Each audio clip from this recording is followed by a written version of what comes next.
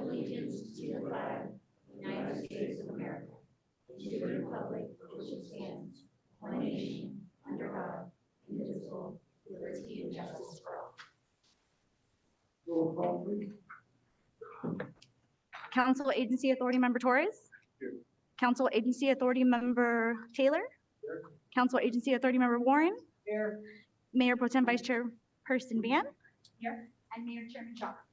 Thank you. All right, we do have a special presentation by the City of Hope. They're going to be sharing their mission with the City Council, providing information on current operations. Good evening, Mr. Mayor, City Council members, and staff. My name is Wealthy Rasa, and I've come here to talk about and bring to your attention that City of Hope Lennar Foundation Cancer Center is here in Orange County.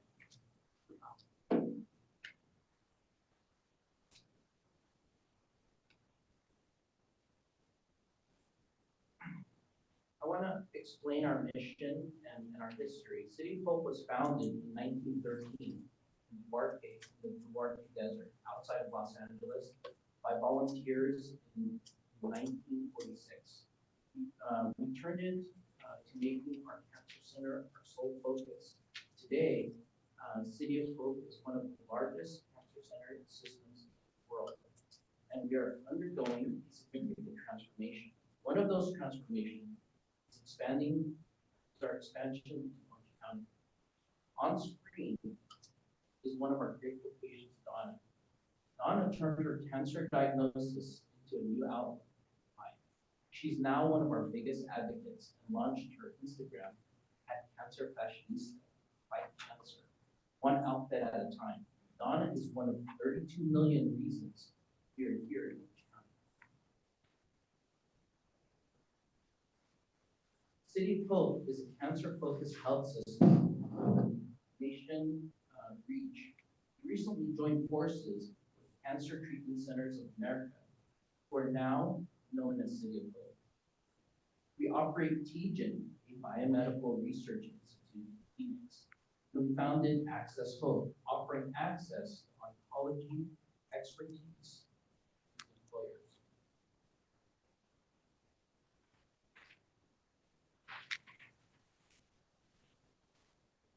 Technology pioneered at City of Hope impacts more than 100 million lives worldwide. Four of the world's most widely used breakthrough cancer drugs, including Herceptin, Erbitux, Tuxin, and Avastin, are based on technologies pioneered at City of Hope. Millions of people with diabetes benefit from synthetic human insulin, which was developed through research conducted at City of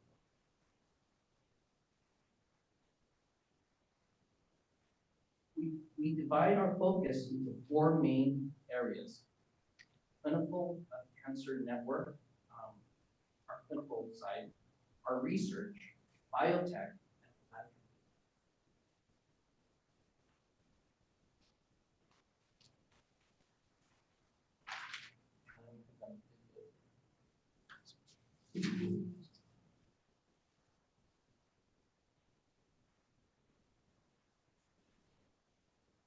Therapies, novel treatments, all. We are the first light after a cancer diagnosis. Illuminated entry point to life-saving cancer therapies, novel treatments, often sought by wrestling. We are a dedicated team of more than 400 physicians, 1,000 scientists and researchers. We are cancer-focused, but human-centric. We are thousands of breakthrough discoveries. We are where cancer stops. To life getting good. The future of cancer treatment is here.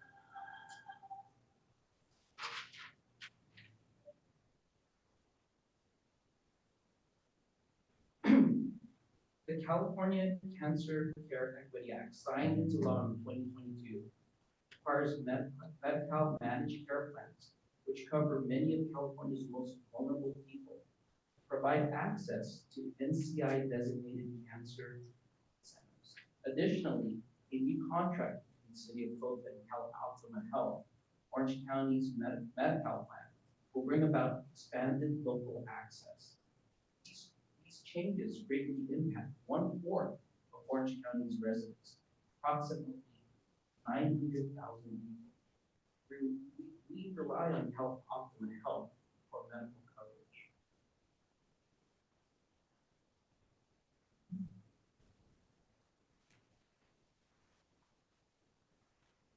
City of Hope Orange County's answered a call from thousands of patients.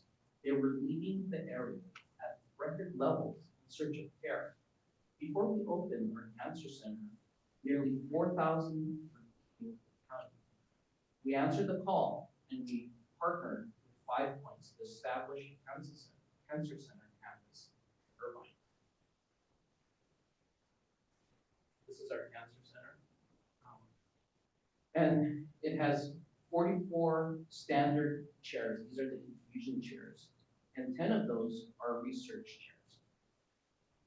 Integrated space for flex chairs to the needs of patients served.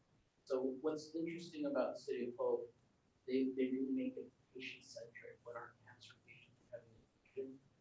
Many of them have friends. They have the ability to kind of slide the center piece that divides the room so they can, have their buddy in the next room because they form relationships and you them come at the same time. So throughout the cancer center, it's very personalized. It's very warm. It's more of a hospitality versus a sterile hospital.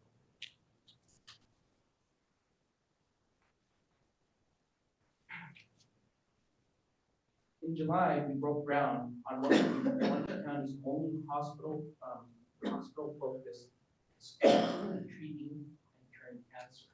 So this what you see here is under construction. If you drive up, you'll see a frame of the building.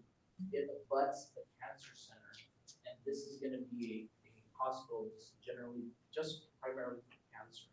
So if you need regular, normal hospital care, you probably go to a local hospital. This is primarily to serve patients. And when you put these two facilities together, they form the centerpiece of a regional network. This network brings all the scientific and research capabilities from City of Hope closer to home. Our patients now have access to more clinical trials that anywhere else in the region. They have access and the power and expertise of 1,000 physicians and scientists focused solely on cancer. So another benefit of being at City of Hope is when a patient of ours in Orange County is diagnosed with cancer, they have chart rounds. They have like a round session that the physicians in Duarte all over City of Hope are kind of participating and making sure that the patients are getting the best care that and brought to the table.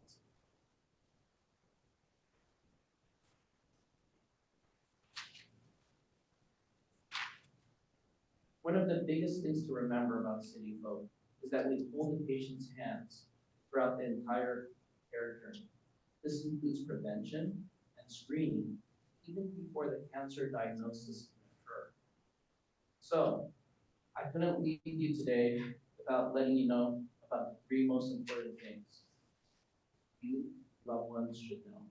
Suppose that you received a cancer diagnosis from your doctor. Get a second opinion at City of Hope to validate the care plan.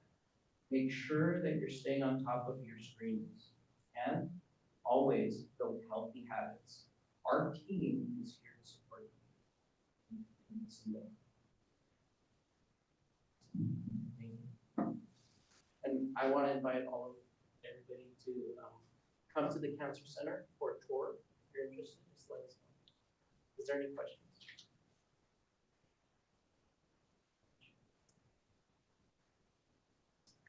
Are there any questions? Okay, well, we have a present for you. Mayor Pro Tem Van will give you your stamp. Oh, Thank yay! you very much. They will the weight and so.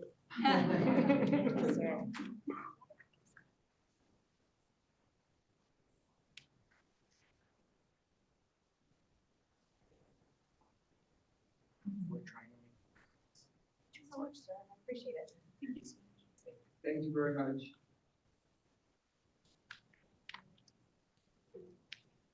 We're gonna move on to our consent calendar.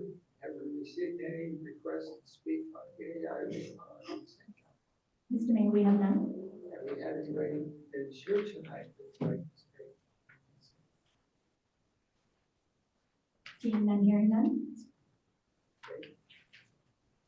Then we'll move to the consent calendar. I'm gonna pull 6H.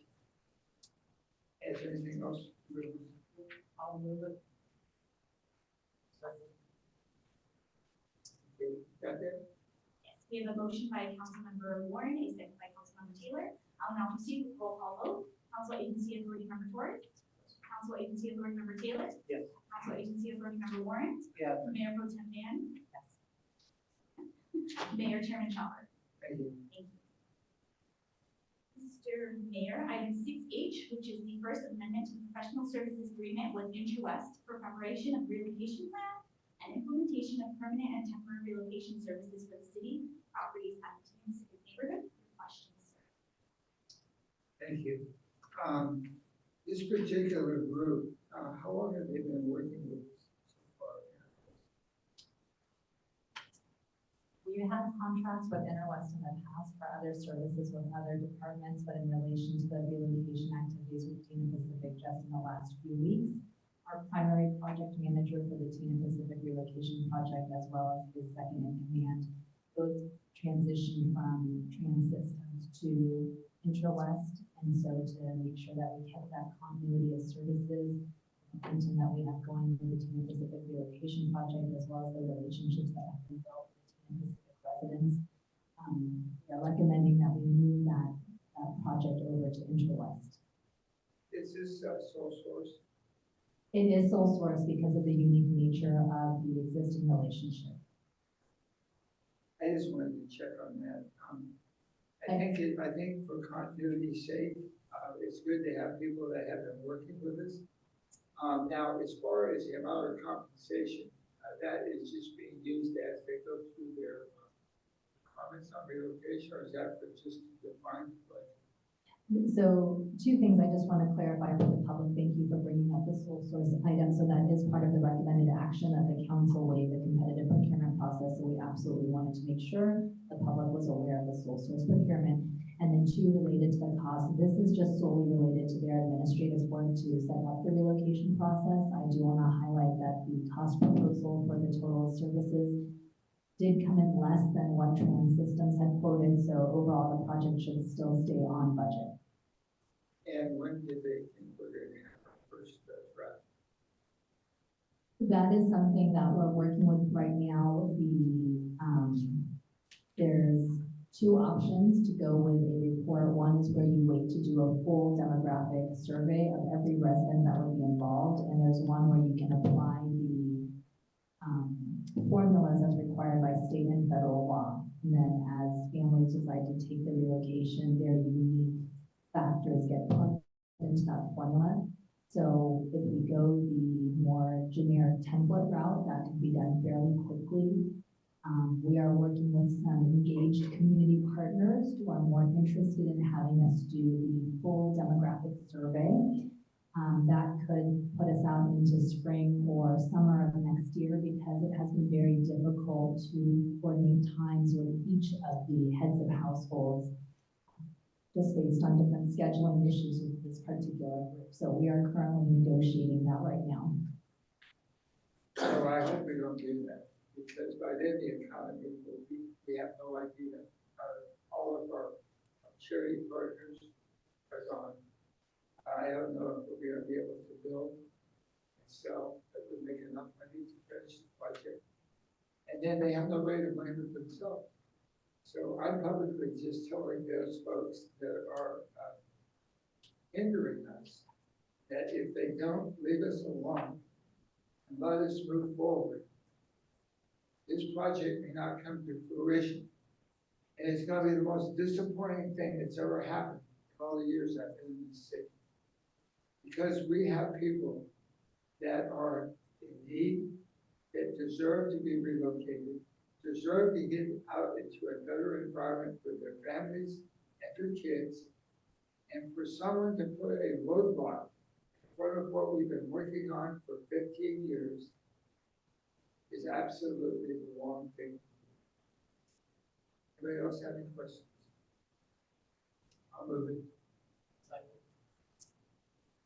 Motion by Mayor Schaubert, a second by Councilman Taylor. All in favor? Aye. Any opposed? Hearing none, item 16 passes. Okay, we'll move on to public hearings none, unfinished business none, new business. This is 9A, ordinance of the city council. For the city of Salem establishing protection of our newly paved streets. Out time. Good evening, Mayor, members of the City Council, Cesar Rangel, Director of Public Works. This agenda item is for an ordinance that establishes protection on the newly paved streets. The city maintains approximately 49 miles of paved surfaces. Currently, the city's wide average PCI is 74.3, excluding alleys. On May 26, 2009, the City Council approved an updated pavement cut policy. The proposed ordinance and amendment to the city's municipal code will strengthen the city's ability to enforce these guidelines. Tonight's action will be doing the following. Pavement surface should not be cut or opened for a period of 4 years or after the notice of completion. Slurry seal streets should not be touched for 2 years or after the notice of completion. This 4 and 2 is the standard practice, I guess, has been 5 and 3. And so, in working with this, we feel this will give us a lot more flexibility to work with the agencies that want to do some improvements. This also tonight, the Public Works or designee can grant a waiver, so that gives us the flexibility as well in case of emergency to go and, an agency has to do a cut for that purpose. So that's an option that they can get, go through the process. Also tonight, this ordinance also makes it really clear for contractors, believe it or not, to get encroachment permits. This ordinance basically requires them to get an encroachment permit. Before it was a little bit vague in that perspective, so now we have the enforcement for them to do that. And then lastly, it also gives us provides us for penalties. So any contractor doing work on the street without an encroachment permit now could be penalized through this ordinance amendment.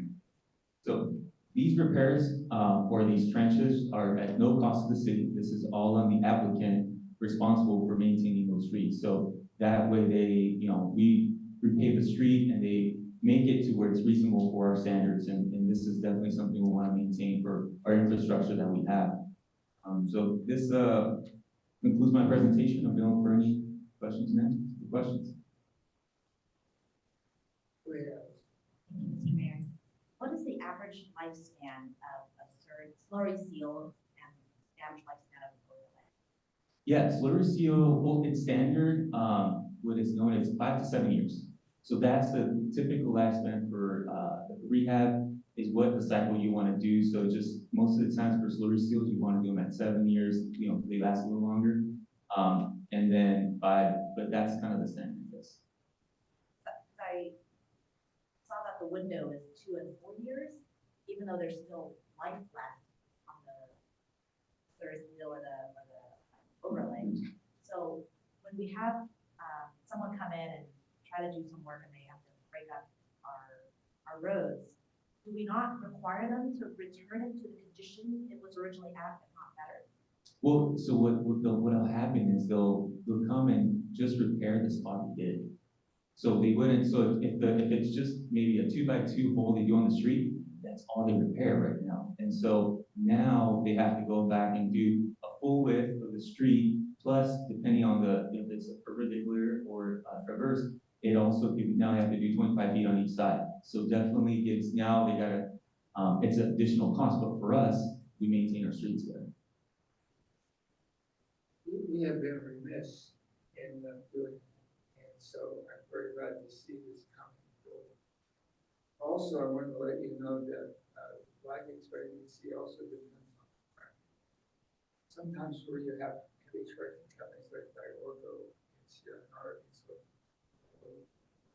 I also noticed besides that, we have to be very careful because some of our median we use for traffic delineation turn lanes and dividers. That is a big liability for us. So we have a couple of things. So I think that with our new Director of Public Works and Engineering, he's assured me, and I'm sure he's let you know that this is going to be rectified. Also, we have people like Katie Holmes that completely tore up Western. It's a mess. And so we expect them to put that back in pristine. My understanding is it's for products moving forward, not retroactive. Correct. I'm gonna tell you right now, there's no way Katie Holmes is leaving Western. They have we definitely have an encroachment permit for that, area, and so we will get them, make sure they repair it in time. But the rest of it. Go ahead, Joe. In the good old days, what would happen is we would have an area that we'd have to redo. And so we would send the Southern California Edison, the gas company, all the utilities a letter. If there's anything you need to do, let us know, do it now, let us get the seal on, because the seal will degrade if anybody cuts into it. And so sure enough, they know everything's fine, and a month after we had the new slurry seal down or whatever we did to the road, they'd have to cut into it. And so this is just, I'm so hoping that this will hold, we can get after them, because they were just really obnoxious about it, and they destroyed a lot of good road work together. No, absolutely, and with having a senior public works inspector in place now, that's really his responsibility, and he looks at that every day. He's the one who brought this up to me and said, "Hey, we need to have this so we could go after these contractors or agencies or applicants that make sure we get our money's worth for any road we did." So definitely, he's eyes and ears out there every day, and with this, he's been looking forward for this. So it's a really good tool for him to use and move forward with. Is there any coordination with Caltrans to make sure that each boulevard also has the schedules clear and high, or? No, it only applies to our local roads. Yes. Caltrans, I'm sure they have. Yeah, I'm sure they have a policy there as well for their infrastructure. Yes. At one point in time, right after Caltrans, Surface Beach Boulevard, they cut the slow lane from Chapman to Orange Road and just destroyed everything Caltrans. It's horrible. Caesar, is Golden State Water part of this? Yes. It's Golden State Waters. Yes. On the west side of town, we have a lot of older pipes that are rotting. They bubble up through the asphalt, I guess, and they come out and repair it. And it's not even close when they finish. It's just a big bump in the road. That would be going forward. That would be great. Definitely going forward as we repave these streets. Now that goes in a moratorium list, and so we keep that log and make sure that any street that's on there on moratorium, that they come and they have to do with the new policies and ordinance that we have today. Anybody else? I'm moving. Go ahead now. We have a motion by Mayor Schaller, a second by Councilman Taylor. Excuse me. Is there anyone from the public that would like to address this item? Have we received any correspondence? Mr. Mayor, we have none. Okay, go ahead. A motion by Mayor Schaller, a second by Councilman Taylor. I will now proceed with roll call vote. Councilman Torres? Yes. Councilman Taylor? Yes. Councilman Horn? Yes. Mayor Pro Tem Van? Yes. And Mayor Schaller. Yes. Sir, item passes. Okay, we're now moving into oral communications. At this time, any member of the audience can, anybody, public can come up and discuss anything within our jurisdiction, provided that no action will be taken. You have 3 minutes, and we're walking you up.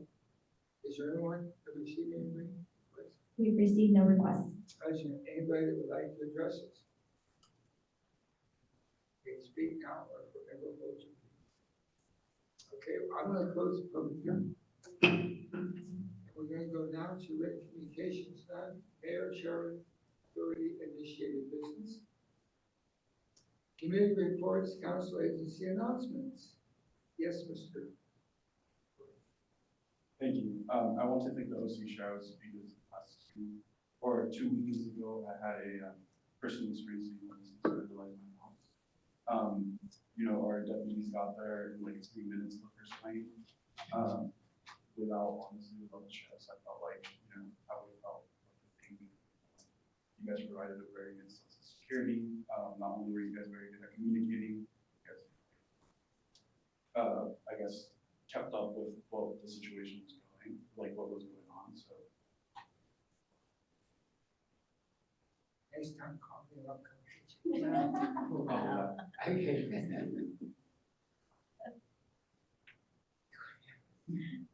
I wanted to state that the Orange County Public Library has a cover-to-cover program, which means that any student or any child between the age of 4 and 12 can read books and get free in and out burgers. So, and there's a limit of, I think, 3 burgers per child. So you just have to read 5 books, sign up at the CF Library. The last day to sign up is November 18th. If you have any kids and you want to encourage them to read, or if they're reading already, make sure they get their burgers. It's from 4 to 12. So, sorry, adults. I just have real quickly, Mr. Mayor. I want to thank Chief Waters and Officer, who was it? Young. That I had a nice ride along with about 2 Thursdays ago, I think now. Got a good tour of the city, met some of the homeless, got to talk to one of the, she preferred to be called Lady of the Evening on Beach Boulevard. And I thought it was interesting. We've always wondered, I guess, why they stand around Adventure City. She was saying it's a hot spot because if people that want to do this are coming down the beach in the fast lane, by the time they get over, it's probably going to be close to Star Street. And she actually did a lot of business that way. I thought that was interesting. Also, just the background on this person interested me too. Single mother, lives in Long Beach, doesn't have somebody supervising her. She's an independent contractor. And we asked her why did she come to Stanton all the way from Long Beach? And the comment was, you don't do it where you live. I thought that's kind of nice. We learned a lot. We, almost every homeless person we talked to had some tie to the city. If you haven't done one and you can do one, I definitely recommend it. I do it. You really opened your eyes to what's going on up there. I learned a lot. Thank you. Great job. I also want to thank Chief Walters. We had an incident that was pretty interesting, and Chief Walters brought in the SWAT team to fix it. And at 3:45 yesterday morning, or this morning, sorry, today. And no, they were wonderful to work with. All 68 officers that showed up were great. And we can't thank them enough, and everybody in our neighborhood that knew about it feels much safer now. Just to close down ARB. No. I just, no, because that's what she thought it was. No. Anyway, I want to thank the city of Stanton, the staff. We had a fabulous Veterans Day event. I thought to move inside with the breakfast was a brilliant idea. I thought it was warmer, cozier, more intimate. Hope we can do it again. And the last thing is Mayor Schauber, Mayor Pro Tem Van, and myself all went to the State of the City for Orange County Sand District 2 weeks ago. And that was a nice event. Sand District's cutting edge, does a great job. That's all I have. Okay. Anybody else? Okay, so my first announcement is that I always say that it's the biggest, well, this one is gonna be a monster. We have 75 pallets of food for Saturday. Have 125 volunteers, but I still need you guys. And we are going to be giving out turkeys. And I talked to the chief about it, but I want to let you know, we've actually, we're able to get a volunteer private security company with motorcycles to help with traffic control. So that we don't have any more fights, we don't have anybody cheating. Because you know, those people get here at 5 in the morning, and they're not happy when somebody cuts the line. So we're going to try to be fair to everybody. We have more than enough food. I'm also picking up 20 pellets of meat on Thursday. So we should be able to feed everybody. I think that, the interesting thing is that the volunteers are coming from everywhere. From politics, from scouting, from colleges, from churches. So it's gonna be really a fun day. And I am going to be serving, burritos and hamburgers for all the volunteers. So it's gonna be a good time for one. All right? Also,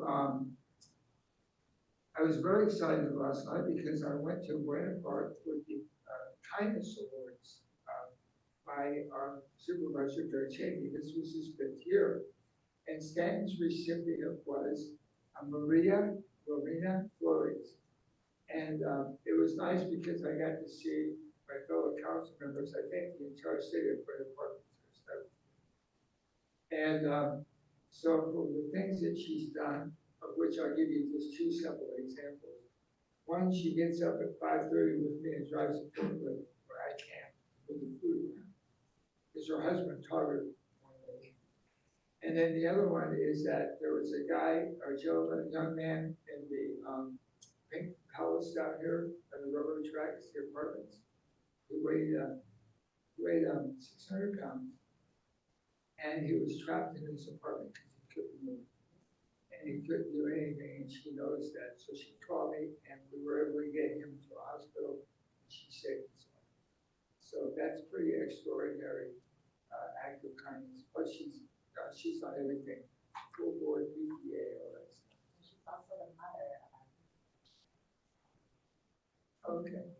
We won't hold it.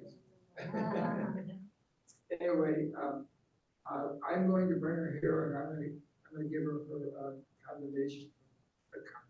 I'm gonna give her Proclamation. we give her a proclamation from the city, so we'll have that coming up very shortly.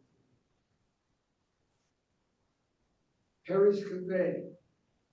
Harry's Cafe is going to open its doors at 1 o'clock on Thursday. We're going to serve about 25 meals.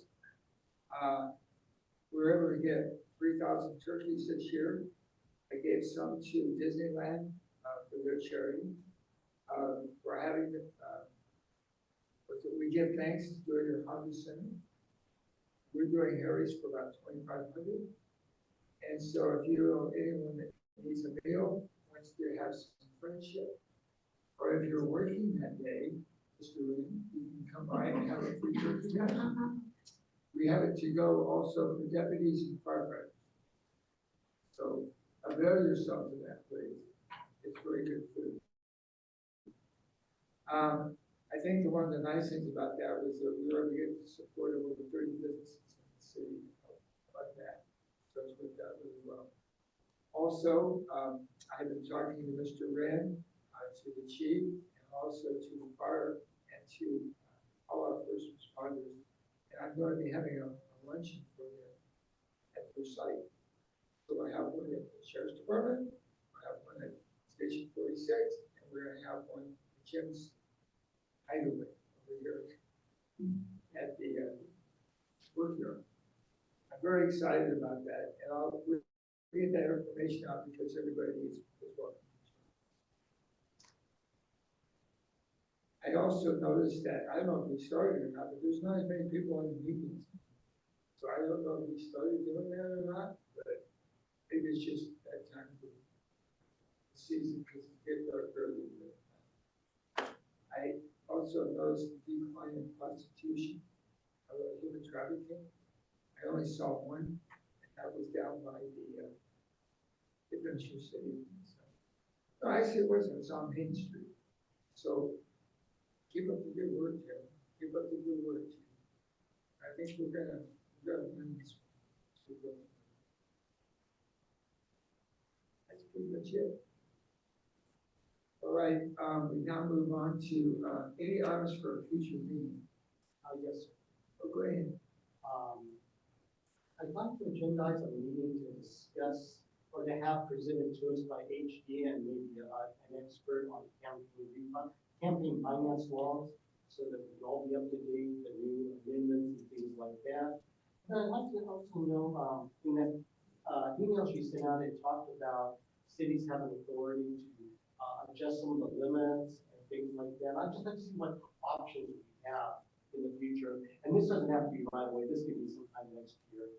I'm not really huge rush on it, but I think it's something that council needs to take a look at, make sure our policies, the laws can get as close as possible to, what we talked about on the training that we take every 2 years, integrity. So sometimes it's legal, but, you know, is it really the way we want to be looked at by our legislators? So just some things like that. Actually, at this time, our limits are set by state. Yes, but she said we have an option now where we can change it. I know that, I'm just telling you though, that we are under the same restrictions as everybody in the state. I thought that changed early in 2020. That's the city set a stricter. Yeah, it's already come into effect, just so you know. Okay. Go ahead.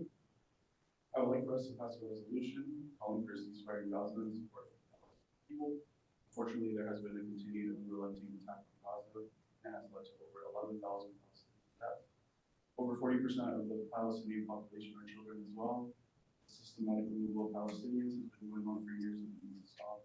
My heart hurts for the attacks, and I hope we can.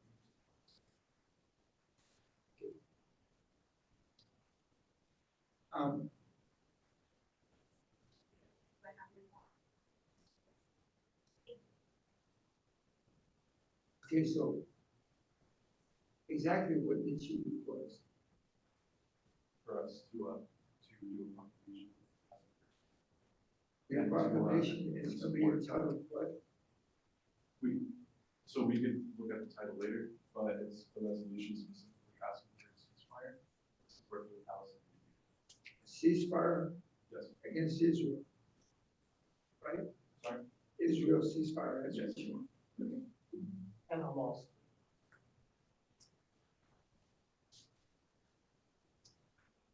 Okay, is there anyone else? Okay, I would like to agendize for our next city council meeting, for us to see if we're interested in making sure that businesses, wherever they are in our city, have a license. I'm finding that there are so many businesses that are surrounding our city that are just doing whatever they want to do, whenever they want to do it, even on private property. They don't have a business license. We don't really know if the products that they're selling are safe. I think that's the most important thing. But we also don't know whether or not we're getting any sales tax. So my point is, why should somebody that's in our city pay rent, workman's comp, employee salaries, cost of goods, insurance, and utilities, and have somebody selling the same products in our city and not doing or paying a penny to anybody? To me, it's not fair to the brick and mortar businesses. I'd like to at least take a look at it to see if we can help them. I have a feeling that we never know, but we never know what's going to happen with the economy. And if we start losing our businesses, then we're losing our way in which we can provide services for the people in our community. I want to make sure that we're always able to fund those services, and a majority of that comes from our sales tax that we use with our businesses, including a large portion of it for our protective services, which are police and fire. So I'm very interested in taking a look at what we can do to regulate that. I know we have some regulations, but I think we need to see how much further we can go. It really bothers me. I think one of the things Jim has done a great job of doing on the food menus.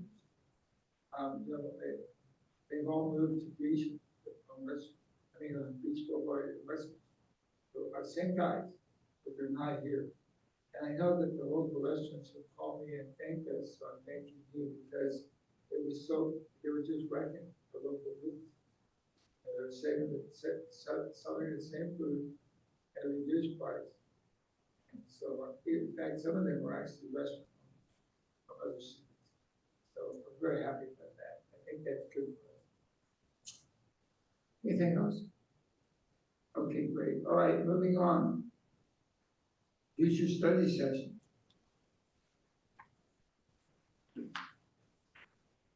Okay.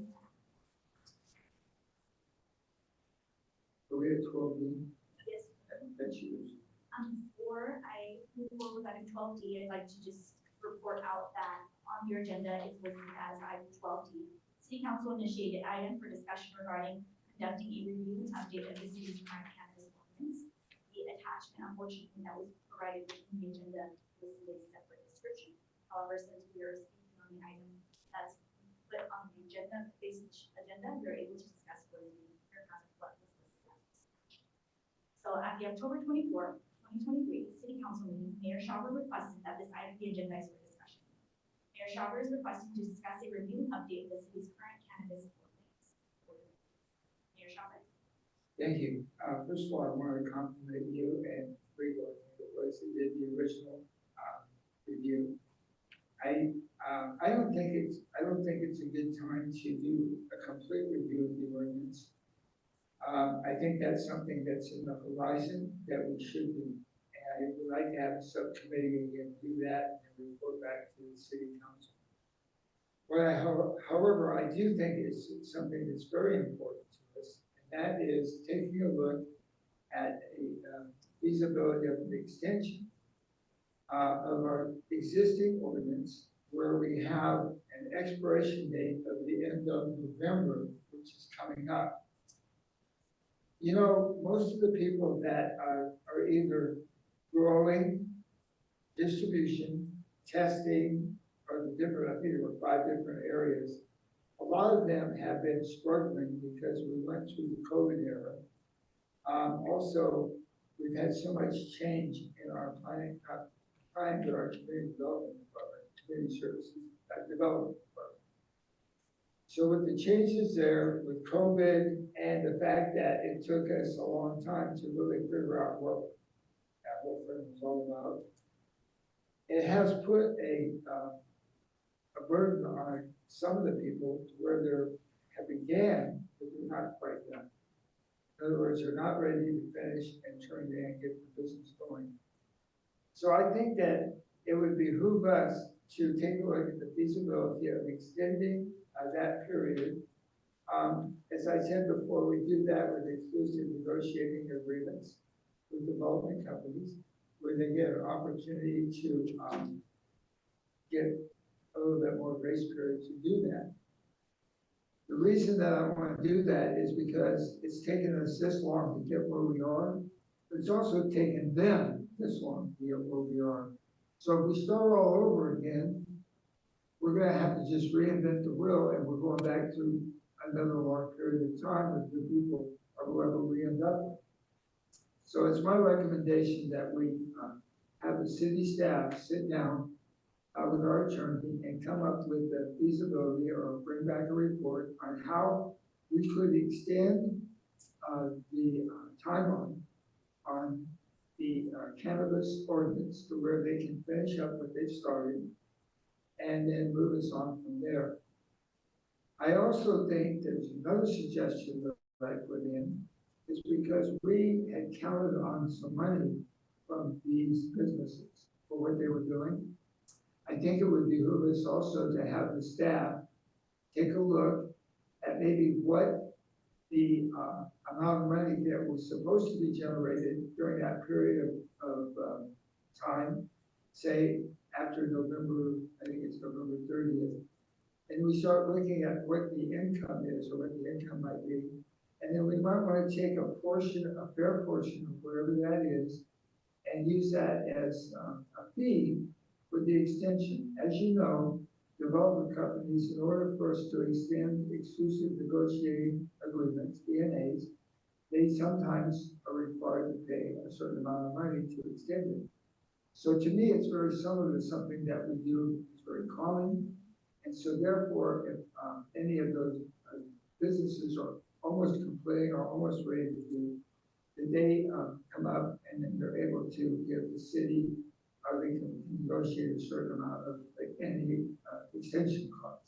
That's being fair to them, it's being fair to us, but it also is is their responsibility because they're the ones that said, oh, we're coming, we're gonna generate X amount of dollars. The other thing too is I don't wanna beat them to death because remember, they're not open. But yet, I think in order for them to continue, that they should, pay some type of I'm not gonna call it a penalty, but I think there is a fee, called a fee for the extension. So I think that our staff and our attorney will be able to work that out, bring that back to us, and if we agree with it, then we can move forward before the time period expires. Yes? How many businesses are we talking about? Is it just for one? Well, the thing is that we're not doing it just for one. We're actually doing it for any that have that deadline. So wherever, no matter who it is, we're, in other words, we're doing it for all, of them, not one particular. What? We open them? I'm confused. I'm sorry. Well, go ahead. So the retail outlets, all four of them that the council issued permits for, look like they will all be open by the November 30th deadline. We have received a letter from an attorney that's representing 2 road permits. But in addition to that, there are a number of delivery, manufacturing, testing, and other road permits that have not taken significant action to advance their project.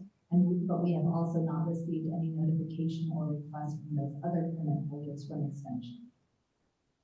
But that will be available to everyone. We're not doing this for just 1 or 2 people. I will tell you that categorically, Gary, we had a trouble getting people in some of the areas to where we have multiple people that applied. So we had trouble for people applying 3 years ago for some spots. If we were not to give an opportunity for the ones that are really interested to move forward, then we would, who knows, there might not be any answers in the future. I don't know if we want to take that risk. To me, it's a win-win for everybody. How many roads are open? 8? No. None. Okay, so if you got, should we take a voice vote on my motion? My motion would be simply to give staff an opportunity to put a program or proposal together to bring it back of how we can move forward with the extension, and then what the fee would be for that what you think is fair. And then we can bring it back and we can tweak it any way you want, and we can also see how we feel about it. Go ahead, go ahead. Well, just one more question. What were we planning for this? What year was this? Were we planning on just letting it expire, or what were we going to do? We were going to follow the city's municipal code, which would have let them expire. Now that we have this item up, I think this is a good time for us to, I guess, see how we feel about being more workers. There are many things that other cities have taken. I'm sorry, I'm getting one. Yeah, no worries, sorry. And so, I'm trying to get some hearing aids, so okay, so I think it's essential for us to look into adding possibilities for more workers' protections in our cannabis ordinance. There are many steps that other cities have taken to basically make sure that all the jobs that are, the new jobs that are coming in are good and, pay workers what they deserve. So I think that's something that we should. Yeah. And I would not be against. On that point, I think that what I would like to do is just handle this small immediate concern, and then I like to form a subcommittee of which we can then address yours and any other questions we have. Go ahead. A couple of things. I wanted to clarify that the ordinance that was written a few years ago states that anyone who gets a permit, basically by November 2021, has to be operational by May 31st of 2023. And then the folks who are currently not operational, which I believe is at least 2 cultivation businesses, they already got their 6-month extension. And that's why the deadline is now November of this year. So if we are going to be permitting an extra extension for them, I'd like to know why and how much of an extension they need. And I'd also like to know what is the opportunity cost, because we chose them over all these other applicants because we were given the impression that they would be operational by the deadline, and that we would be able to collect $12 a square foot fee for, depending on how, their cannabis. Are they almost done? Are they partially done? Are they even started? Where are we on that? I'm gonna ask, Cindy Development Director Crystal Anavosa to answer. Thank you. So as the city manager noted, the 4 retail businesses will be open, all 4 will be open, there's currently 2 open. The other 2, will be within the next, few weeks, for the 30th. The only other one that we have that is close to, plan check for permit issuance, that started the construction process is one cultivation business. The other cultivation business, I believe that they just prepared their plans for plan check. So it would still be going through about a month or 2 of that process, correction, what comes up, and then they have to start. So they're very early on. And a third is a delivery. They have a delivery license. And they pulled permits a couple months ago, but their construction has been very slow. And we don't have time for it. Oh, yeah, a lot of these are work in progress. And just to clarify, so we have not received any requests from the delivery operation for any extension, correct? They made inquiries. Oh, just this week, okay, so I apologize, so I wasn't aware of that, so now all these have made requests for extension. And the other 2 made requests. What are the requests? What time frame are they asking for?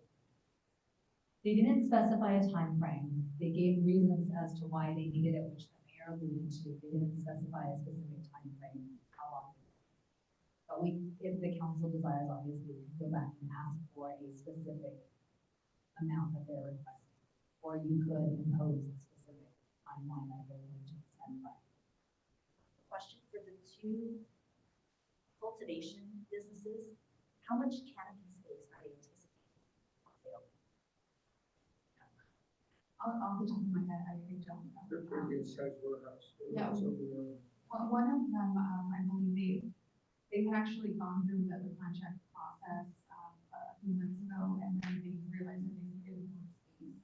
So they resubmitted to increase the building height, and that is what, extended their, restart that.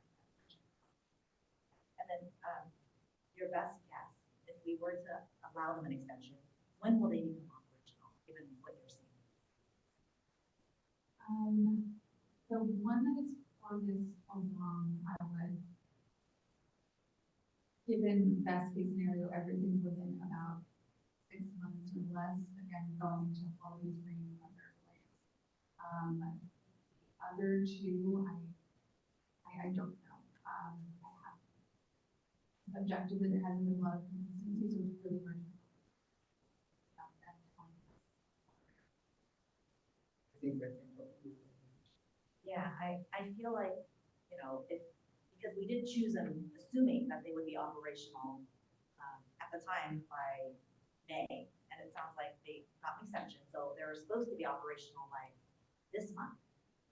And we chose them because of that, and if they're not operational by then, in my mind, I feel like there was an opportunity cost for our city. Had we chosen another business, perhaps we would already be collecting our $12 a square foot, canopy.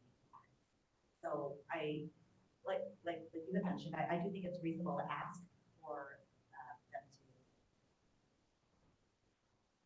I guess, pay for that, opportunity cost for our city, because that is, I think, that is a damage that we incurred. So that was the method to my madness. Because I'll tell you right now, if I'm paying a fee for the extension, and I'm paying on whatever our city comes up with, I think that's a great incentive for them to get it finished in a time. Because they're paying for something that they're not having any income on. And so therefore, I think that would stimulate them. It's also kind of an incentive for them to get this thing done in a short period of time. Jim, how many applied for, Grow? Remember? I don't think we have a full house, did we? It was clearly less than the amount of storefronts. I believe it was in the high teens, but I'm not I think it was a less. I'm not terribly comfortable with that one. It's been a minute since we followed. That's the only reason I mentioned that, because if I remember, there wasn't a full application for growth. And so if we have two that are, feel real strongly about doing this, this is just revenue that, I mean, it's not costing us anything right now to extend it, it's costing them.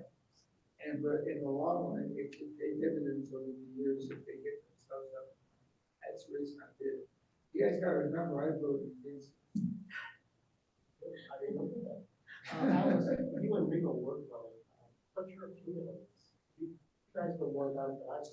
I mean, I'm hearing that the retail is doing everything they can to make the deadline.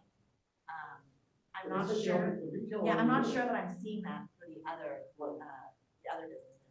And so I don't think it's fair to just give them an extension when the other 4 that are doing what they can to make it by the deadline is, not getting an extension because they did their job. And I also don't think it's fair, because had we known at the beginning during the application process that they weren't gonna make it, maybe we wouldn't have chosen them. We would have chosen a business that could have given us revenue sooner.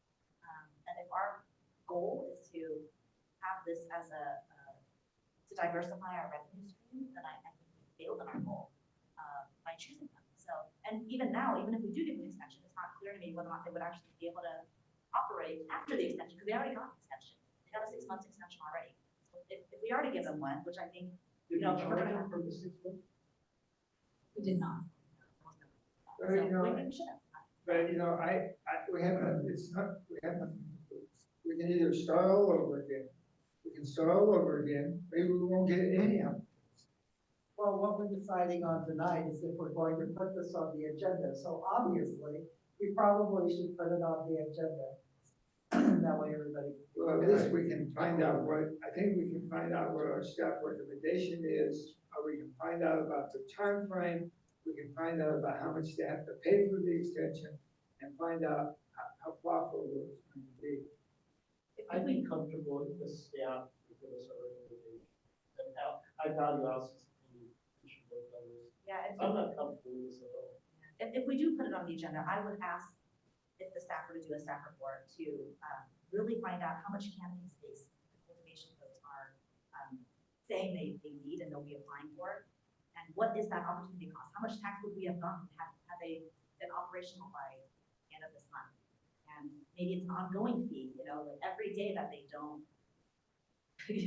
open their doors and they gotta keep paying us this fee as if they weren't fully operational. I think that's very reasonable. So like, I would understand if it was like, 1 or 2. But it seems like there's multiple, right, that happen. Yeah. So, I think that is. Only 2? Okay, and there's no more. 2 cultivation, 1 delivery. Okay, yeah, I think that it's important that we make sure we know really review this as precedents. How businesses what we do in these sessions that we give is on the back of our And I'd like to see if those businesses have been making a good faith effort to make that deadline. And if they haven't, then I think that should also play into our decision. So a timeline of activities from the applicant. Okay, I guess. Kind of mean why they think they can do it. What kind of time frame they want that? I mean, there's a whole bunch of reasons. Well, I can tell you why they did it. It's just common sense. I've been studying this for 15 years. Cultivation and all that other testing, this doesn't make as much money as having a dispensary. So to them, it's second fiddle. However, now they're finding that having their own growth is becoming more profitable, especially if it's a grow inside where you have a controlled environment. So what probably during a period of time where they were working on getting the dispensary, they spent more time on that than they did on the other one. They probably got themselves in the bind. Because I know that at that particular place on Chestnut, they already have a large warehouse where they put electricity and lighting, but they haven't been able to move forward with it. So, like I said, if you want to start all over again and open it back up again, I'm not really sure how many people we're going to have, because I think most of the people that want to do the grow, don't they have a dispensary? One of the retails is associated with a grow, the other is not. Anyway, it's, you know, like I said, where you have a bird in the hand, you have to evaluate. Which retail business is associated? Culture, they were our first, That's our first open? yes, that's correct. I know a lot of times they have like plants there being part of the show, you know what I mean? So, and I do think that this will be open as well. Farm to table experience. Yeah. I mean, the retail.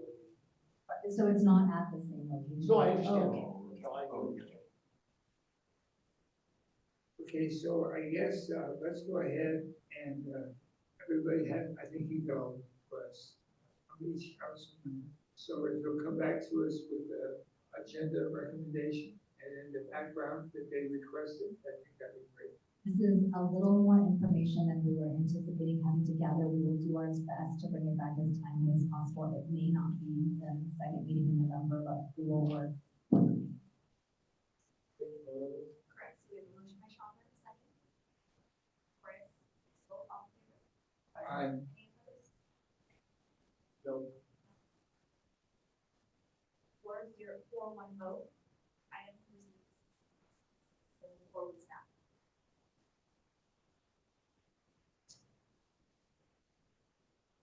Items from the city attorney. Thank you, Mayor and Council. I have one. City manager. So on behalf of Ms. Bovia, who wasn't able to be here tonight, she just also wanted to extend her gratitude to the council. She was so pleased with how the Indoor Veterans Day event went. She received tons of compliments from the guests and from the veterans themselves. They said it was the best speaker that they felt we had ever had, and they really were touched by having another veteran give the speech, and so they were very grateful for the event. So just thank you again to the council for letting us try new things, letting us think outside the box, and being willing to take that risk. We really appreciate it. Yes. And I want to compliment the mayor on the advert that you did when you had each veteran come up to the microphone. Yes. And name, service time and, service. This morning, when Danielle was giving me the breakdown, we were talking about incorporating that into the formal program in the future.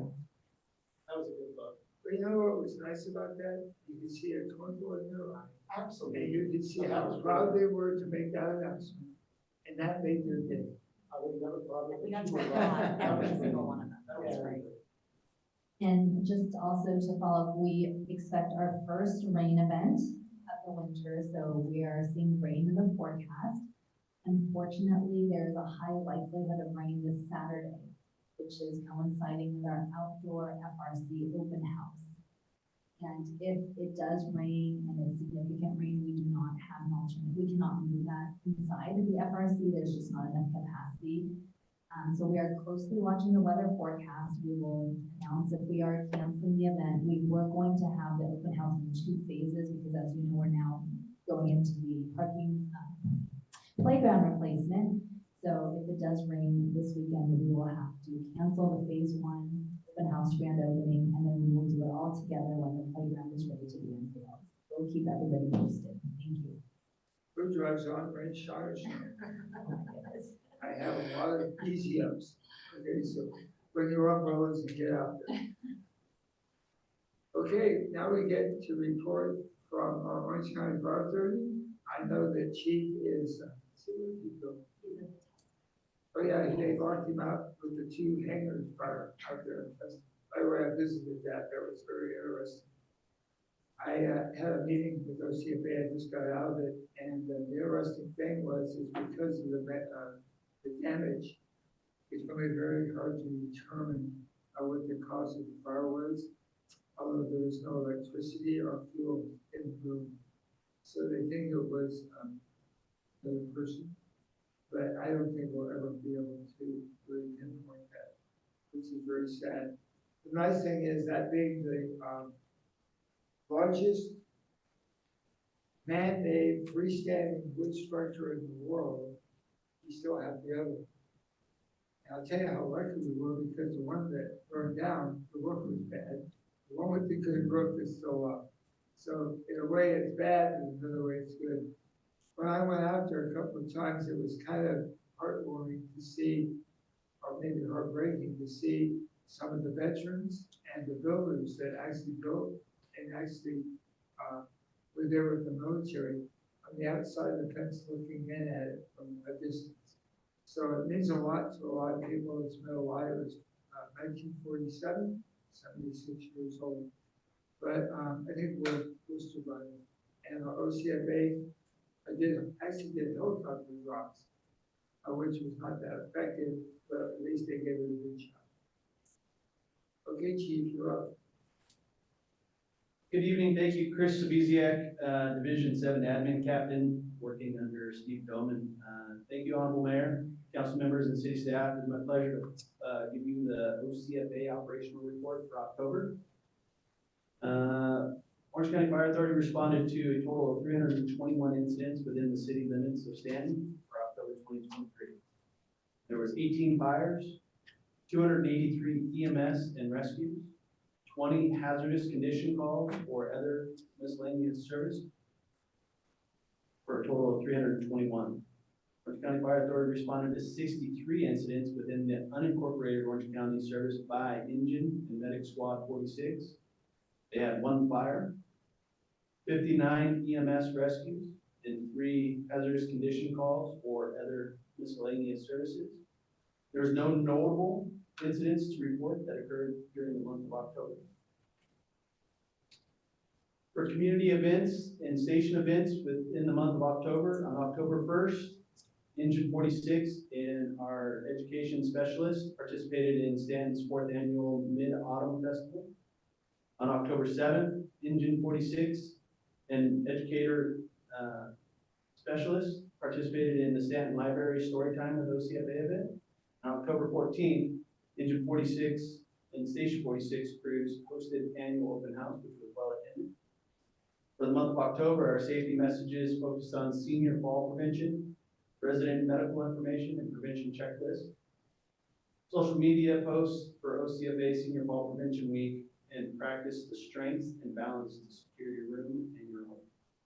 As a reminder, you can find all our safety messages at ocfa.org. They are in multiple languages and on the website for your reference. Upcoming events for Orange County Fire Authority on November 18th, Engine 46 will be participating in Stanton's Family Resource Center open house. On December 7th, Engine 46 will be participating in Stanton's annual tree lighting event. And then on December 17th, Engine 46 will be participating in Stanton's Santa Siren. This concludes the report for Orange County Fire Authority operational report for October 2023. I'm available for any questions. Thank you. Any questions? Go ahead. It's just a general question, but I did see on the social media website that we have sandbags. I just want to. So we have sandbags available at the yard, and at the fire station, they have just the actual bag, filled with sand, and there's no sand available. If you want to get that, you can go to the station on the Cerritos over in Cypress, 17, I think, like 17. They have it, you have to put the sand in, but they got everything you need. So that's available also if you need it that particular. And can I just make one PSA? When I was talking to Chief Doman as well as our Public Works Director, I was very disappointed to hear that there are people coming and getting our free sandbags and taking more than they should, and then literally selling them down the street. So we are trying to implement a better distribution system this rainy season so that doesn't happen. But we were very disappointed to hear that people are taking advantage of the system in that way. If anybody's listening, don't do that. Okay, so we paint them orange and put OCFA on and put stolen. Do not available for resale. Yeah, not available. Okay, is there any other business? Could I just ask, Chief Roberts a question? Sure, he's awake now. That's kind of neat. Carol- Chief, I've talked to some. Councilwoman Warren kept him up all night. I understand. I've talked to some of the deputies, and I think I already know the answer to this, but we have at least 3 cannabis retail businesses open and a fourth one opening soon. Community Development Director Crystal and also corrected this. So there's 2 operational, one is just on the cusp, and yes, the other one will be, so 2 operational right now. And we had, the first one's been open I think at 3 or least, 4 months. yeah, I think 3 or 4 months, yes. I'm trying to get an idea, how many calls per service, if you have any idea, have your deputies had to respond to our cannabis retail businesses? As far as I know tonight, I haven't heard of any.